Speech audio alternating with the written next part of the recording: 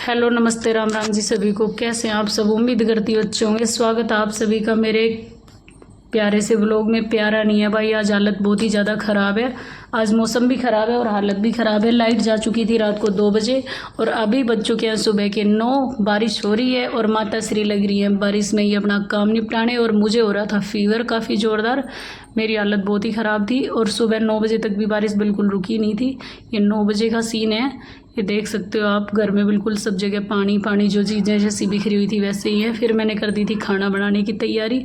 मैं प्याज उठा लाई थी क्योंकि मुझे बनानी थी दाल। मेरी तबीयत ख़राब थी तो मैंने सोचा दाल चावल बना देती हूँ सभी के लिए। वैसे तो माता श्री ने बोल दिया था कि मैं बना दूँगी खाना, लेकिन उनको भी भाई काफ़ी काम हो जाता है, तो मैंने सोचा कि क्यों ना 1-2 छोटे मोटे काम मैं ही कर लूँ, उनकी हेल्प हो जाएगी।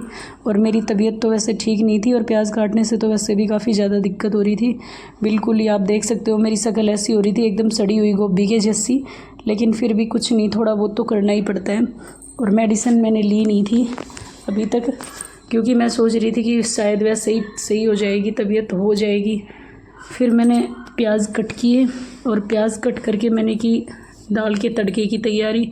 और आज तबीयत ख़राब होने की वजह से मैं पहले दाल को बॉईल करना भूल गई। मैंने सीधे ही तड़का लगा दिया था दाल में, और तड़का लगाने के बाद फिर मैंने कार्तिक के लिए मक्का भूनी, उसे मक्का खानी थी और मैं लेके आ गई थी उसके लिए मक्का भून के। ये देखो एकदम मस्त भुनी थी, लेकिन मेरी हालत तब भी वैसे की वैसी ही थी और मेरी बीपी भी बहुत ज़्यादा डाउन रहती है।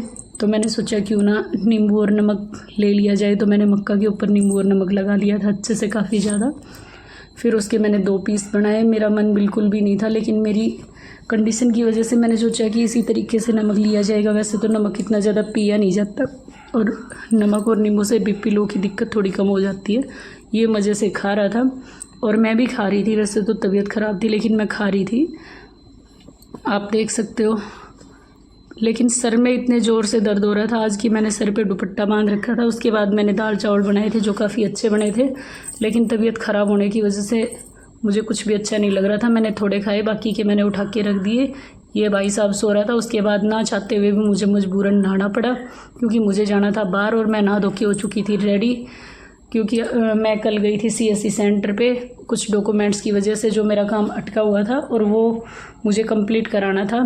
तो फिर मेरा कैंसिल हो गया था जाना, क्योंकि फिर से बारिश स्टार्ट हो गई थी। ये दोनों इधर लूडो खेल रहे थे और लूडो कम झगड़ा ज़्यादा कर रहे थे।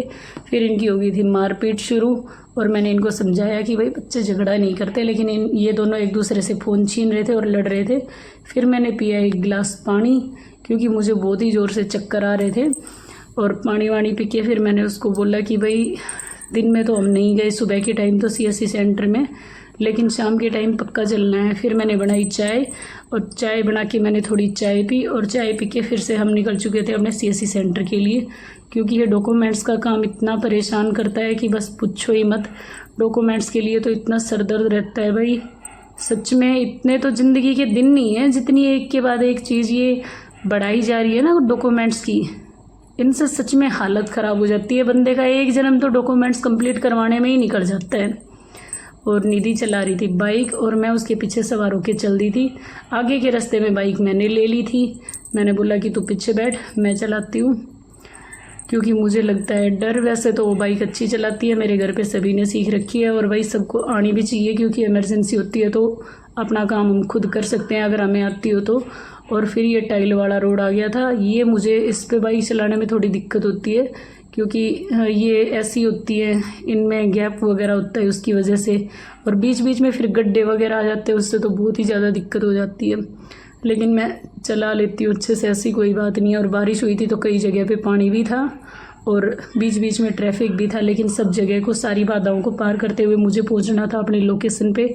फिर मैं लोकेशन पे पहुंची, वहाँ हमने 2-3 घंटे वेट किया, लेकिन हमारा कुछ नहीं हुआ। फिर हम चले दूसरी जगह के लिए, और वहाँ दूसरे CSC सेंटर जाके हमने वहाँ रिक्वेस्ट की कि भाई मेरा काम कर दो, और उन्होंने हाँ बोला, तो मुझे थोड़ी तसल्ली मिली। लेकिन फाइनली 2-3 घंटे वेट करने के बाद वहाँ मेरा काम बनता मुझे नज़र आया, और मुझे नींद आने लग गई थी, और शाम के बज चुके थे 7। तो आज का व्लॉग करती हूँ यहीं पे ख़त्म। टाटा बाय बाय, मिलते हैं कल एक प्यारे से व्लॉग के साथ।